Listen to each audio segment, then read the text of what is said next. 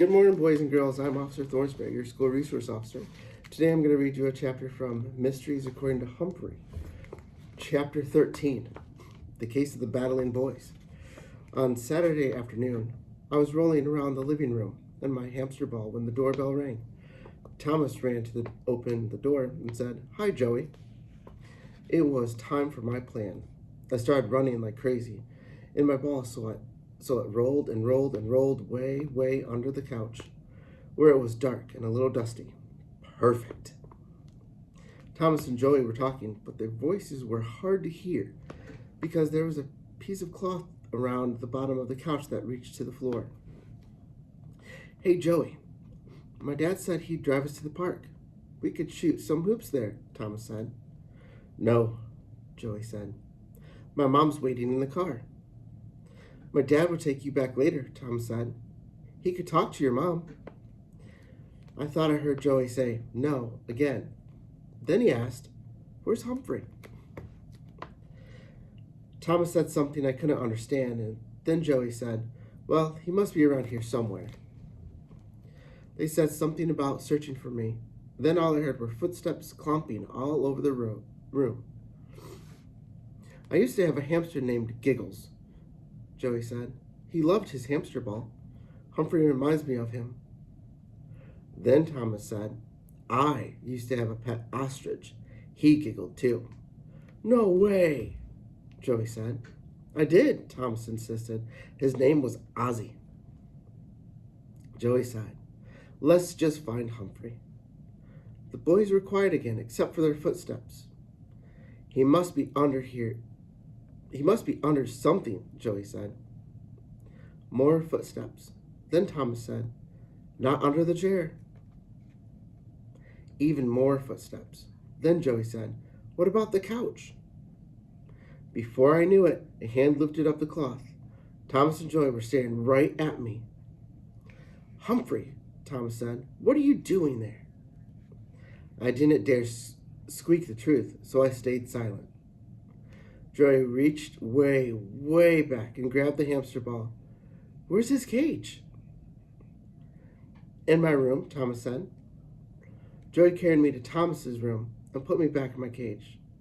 "Okay, Humphrey, we're ready to go," he told me. "Wait," Thomas said. "Don't you want to come shoot some hoops with me?"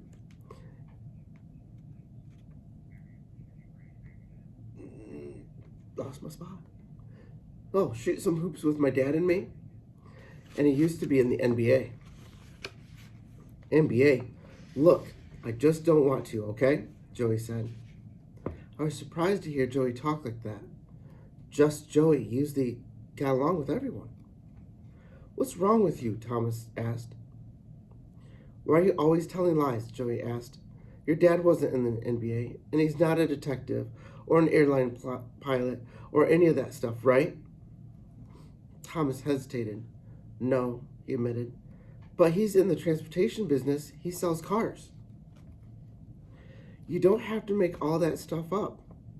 You're lucky to have a dad around. Not everybody does," Joey said.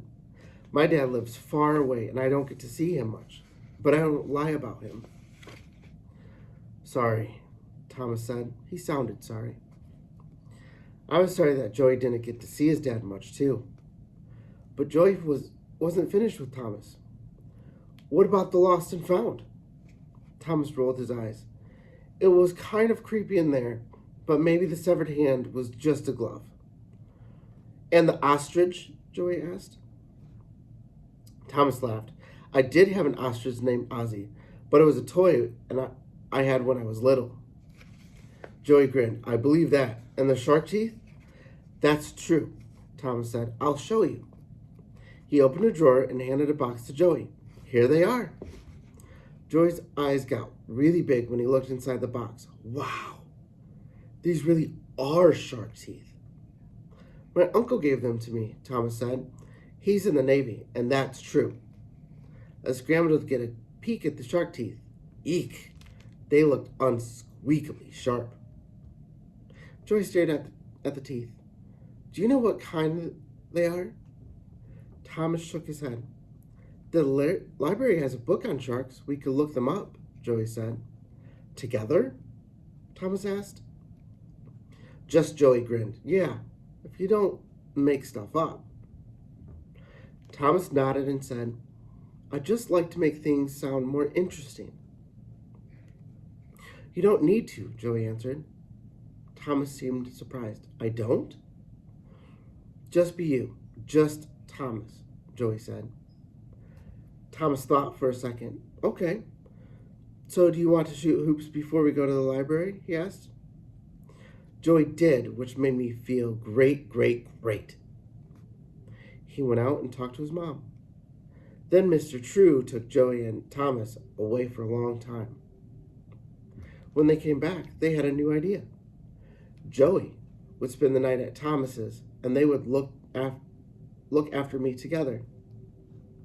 That meant I wasn't going to Joey's house after all. I wasn't all that disappointed, since he had a dog named Skipper, who caught frisbees in his teeth. I'd seen the tooth marks, so I'm pretty sure he wasn't exaggerating. I'd rather be around shark's teeth with no shark attached than a dog with teeth still in its mouth. And on Sunday, I was thrilled when Thomas and Joey studied for the big math test together. Before class started on Monday, Joey told his friends about Thomas's amazing shark tooth collection. You mean that was true? Simon asked. Yes, Joey said, it really was. Then Thomas said, I guess I exaggerated about some other things. Sorry about that. I just like a good story. Me too. Do it now, Daniel said, especially Sherlock Holmes. Sherlock Holmes? We've got to do well on our test so we can hear the end of that story, Tall Paul said. I studied, Harry said. Me too, Simon said. Yep, I did too, Small Paul said. That was good news. After attendance, Mr. E got right to work and the math test began. I watched my friends thinking, writing, erasing, writing some more. After the test was over, my friends begged Mr. E to grade them right away. So while they were at recess, he sat at Miss Brisbane's desk and marked each one. When he was finished, he smiled. Good, he said. Very good. Did you hear that, Og? I squeaked. I looked over just as my friend did a magnificent dive into his water. I guess he had heard. When my classmates came back after recess, all eyes were on Mr. E.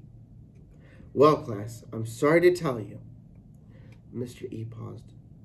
My friends looked very nervous. Then I'm going to have to read you the rest of the Red-Headed League. Everybody cheered, including me. You all did very well in the test, he said. Naturally, with all that cheering, the door opened and there was Mrs. Wright. I could hear your class all the way down the hall, she said. Still smiling, Mr. E walked towards her. I'm sorry, Mrs. Wright. We were celebrating the great job my students did on their math test. Miss Wright looked surprised. Oh, well, that's good news. We'll cheer a little more quietly the next time, Mr. E said. Thank you, Mr. Edinopoulos, Miss Wright replied. She actually smiled. Humans can be very pie-wagging. After she left, Mr. E said, Miss Brisbane would be pleased with you. Miss Brisbane would be pleased with us. That was nice to hear. But I wasn't very pleased with Miss Brisbane. How could she start reading an exciting story, then run off and go to ballet school without even finishing it? Really? It was a mystery to me. Then I remembered what she'd said in her letters, to think it was all because of Humphrey. What had I done? What had I said? Maybe Sherlock Holmes, the great detective, would help me understand. Mr. E pulled a tall stool from the corner and moved it to the front of the classroom. He took off his sweater and everyone laughed. He had on a black t-shirt that had Mr. E in red wavy letters and a cartoon of a man with bright red hair that looked a lot like him. He sat on the stool and in a mysterious voice said, "A mystery read by Mr. E." He opened the big red book and said, "And now the exciting conclusion of the adventure of the Red-Headed League." He began to read. He was an excellent story reader, every bit as good as Miss Brisbane. Turns out that Mr. Jabez Wilson went to his strange job each evening and was paid well. Then one day, when he came to work, the office was locked and the sign read, "The Red-Headed League is dissolved." That's when he visited Sherlock Holmes, which was an unsqueakably good idea. I don't want to give away the whole story, but Sherlock Holmes solved the puzzle and caught the bad guys in the act. And what a surprise! The Red-Headed League turned out to be a trick.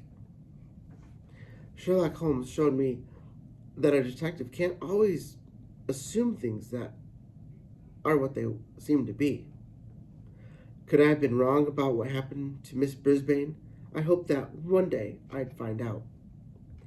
"What did you think?" Mr. E asked. "Did any of you figure it out?" Thomas T. True's hand shot up in the air. "I did." "Really?" Mr. E asked. "When?"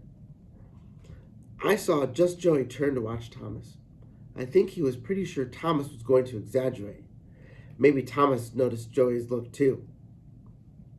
Thomas grinned. "When you read us the ending." Everybody laughed. Joey high-fived Thomas. After he finished with the story, Mr. E gave us a lesson on Egypt, a lesson on writing sentences, and a new math problem. He even showed us different kinds of clouds with cool pictures on a projector. We were busy. Near the end of the day, Mr. Morales stopped by room 26. He was wearing a tie with little gold stars all over it. "I don't want to interrupt your studies," he said. "I just want to say that I heard this class did a tremendous job on the math test today." Mr. E nodded. "They really did. Are you proud of yourselves?" My class cheered and clapped. I hopped up and down and squeaked, "Yes, yes, yes." "Congratulations, Mr. E in class. Keep up the good work," the principal said. I was unsqueakably proud of Mr. E. It looked as if he was turning into a good teacher, and my friends still liked him too. I guess I liked him too.